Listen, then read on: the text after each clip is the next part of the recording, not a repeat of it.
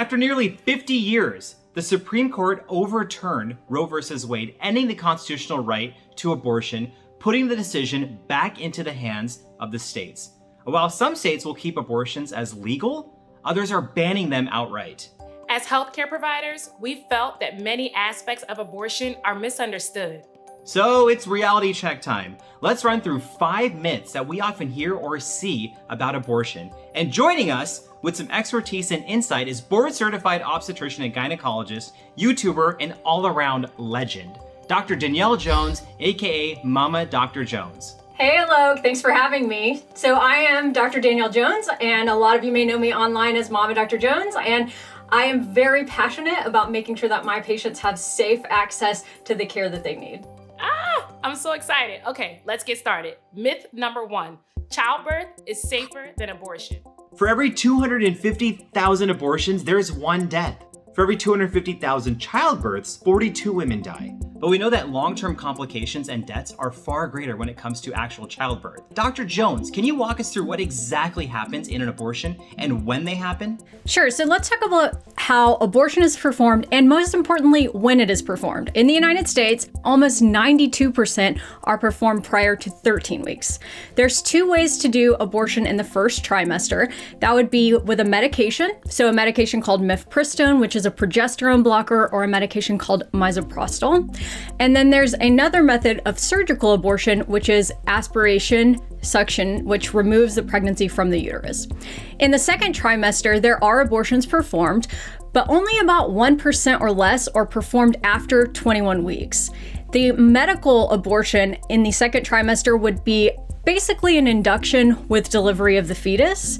And the surgical abortion procedure is called a dilation and evacuation. And this is similar to the suction procedure, but a little more involved because of the advanced gestational age. Abortions that happen after 21 weeks are almost always cases where there has been information found out that the pregnancy is either life-threatening to the person who is pregnant or a lethal fetal anomaly has been identified.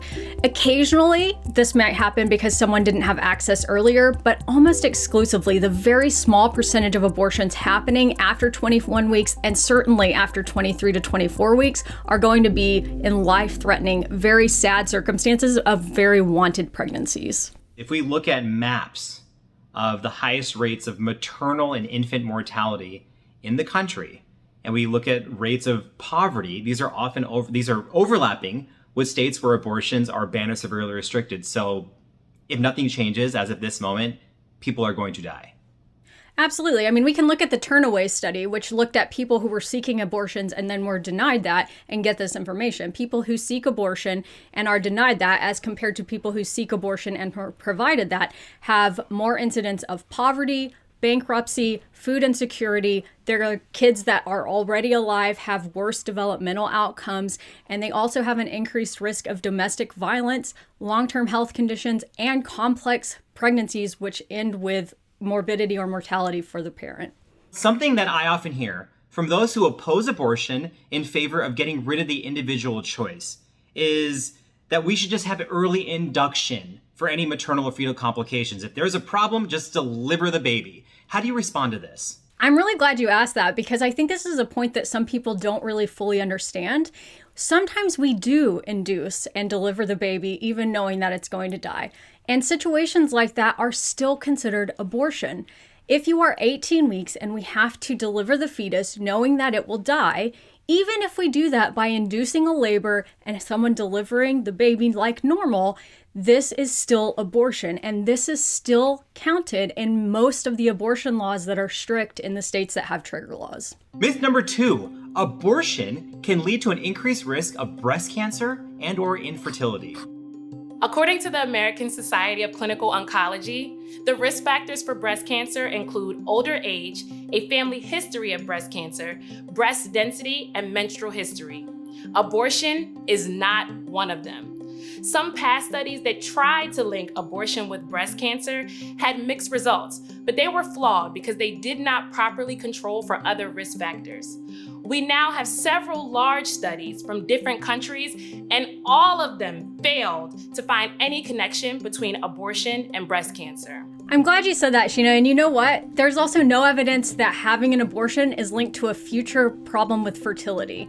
No studies have ever found a definitive link between breast cancer or infertility and a history of abortion. There are some things that people might be worried about with future pregnancy.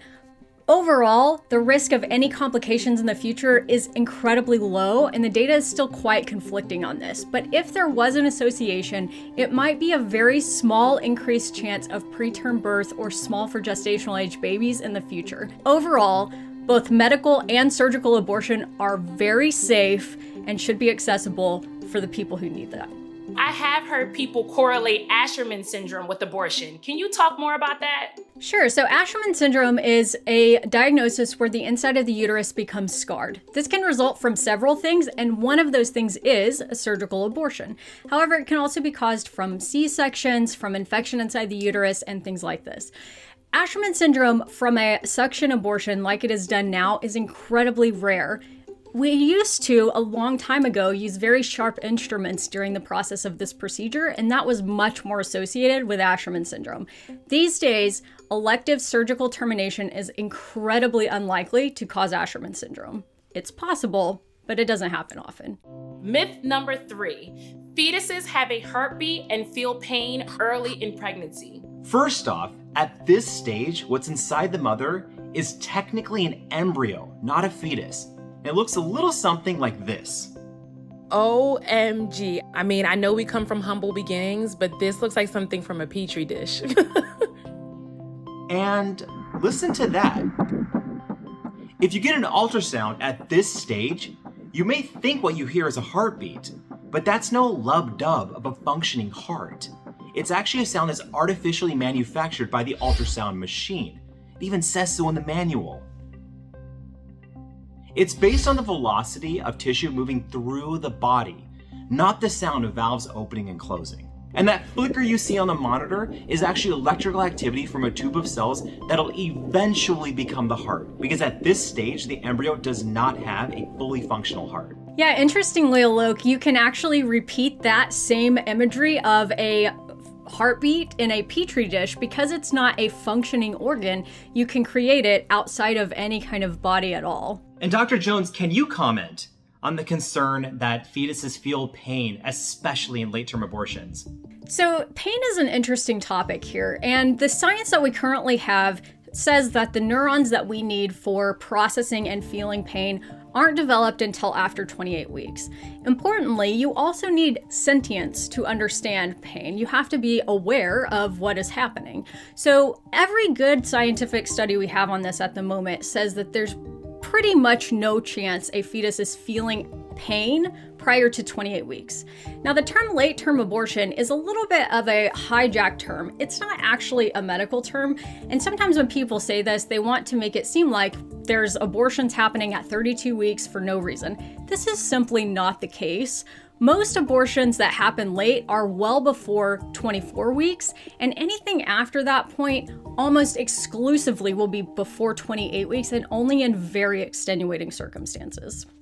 Myth number 4, abortion bans make clear exceptions for medical emergencies. There's an impression that abortion ban legislation makes exceptions for medical emergencies. The hard part is what qualifies as a medical emergency is really hard to define. It's not like there's a point in someone's care where it's as simple as a light switch and up means an emergency and down means everything's okay. That level of certainty just doesn't exist in medicine. States that will allow exceptions for medical emergencies may impose harsh penalties on healthcare providers that violate these laws. This may cause doctors to be afraid to act because they know that they'll be legally held responsible. And physicians may be forced to wait until a patient's health deteriorates or their life is in danger in order for them to qualify as an emergency. The problem with these laws and people taking solace in the idea that life-threatening emergency is an exception that makes all of this okay should really understand that life-threatening is a gray area. At what point does your life go from not in danger to in danger enough that we are allowed to act? Anybody who's ever worked in medicine knows that that is a gray kind of progression. And the problem is that these laws will allow some of that progression to get so far that you're past the point where you can turn back, because people will be afraid to intervene prior to that. And anytime you've threatened your medical team with legal interventions to save your life, if someone comes back and says, oh, their life wasn't actually in danger, they lived, then what proof do you have that that actually was the case? A really great example of this, and there are many, but in Ireland in 2012, when they had abortion restrictions that are very similar to what a lot of states here now have, there was a patient named Savita, and she was a 31-year-old dentist, and she was 18 weeks pregnant when her water broke. She got septic, but nobody would intervene because the fetus still had a heartbeat. She wanted them to intervene, and the medical team was unable to do that or unwilling to do that out of fear of legal problems. And she ended up dying. Obviously, the fetus died as well. It's a tragic situation, and something like that became very publicized is what led to Ireland's laws eventually going to be changed, where there was a little bit more access. It breaks my heart to think that we're going to have to get to that point here, and then will people even care enough to get the change in place? Myth number 5, abortion bans only affect those considering an abortion. You know, there are 3 groups of people I see this immediately affecting. It could impact patients who experience the loss of a pregnancy, either from miscarriages or stillbirths. Many things that we use for miscarriage and for missed miscarriage, where your body's not recognizing that on its own, is the same medication we would use for a elective or induced termination. So when you start preventing people from accessing those medications, you're going to see people who can't get the treatment that they need. We already see that in restrictive states, where I will occasionally prescribe a medication for a miscarriage to a patient, and the pharmacist will refuse to fill it because I've written them a medication which can also be used for abortion. So you always worry about the potential of having someone accuse a patient of self-induced abortion when they actually just had a spontaneous miscarriage, and then that patient ending up in legal trouble because you cannot prove one way or the other. It could affect those who want to get pregnant through in vitro fertilization. If you think about this from a standpoint of people defining life or abortion being not okay at the point of conception, then we have people going through in vitro fertilization where their embryos are technically conceived in a petri dish in a lab and then often stored in a freezer. So at what point is that no longer okay? You should absolutely be worried that your access for fertility treatment is going to be limited in some of these states. It could also impact people using birth control, such as copper intrauterine devices and morning after pills. Sure, so copper IUDs, when used as a long-term contraception, work the same way basically as a normal hormonal birth control by preventing fertilization, by preventing sperm from meeting egg. But the copper IUD can also be considered emergency contraception if it's inserted up to 5 days after unprotected sex. Because this may, and I say may because no one knows for sure, prevent a fertilized egg from embedding into the uterine wall. And in that case, you could absolutely see the potential for these things to become legislated.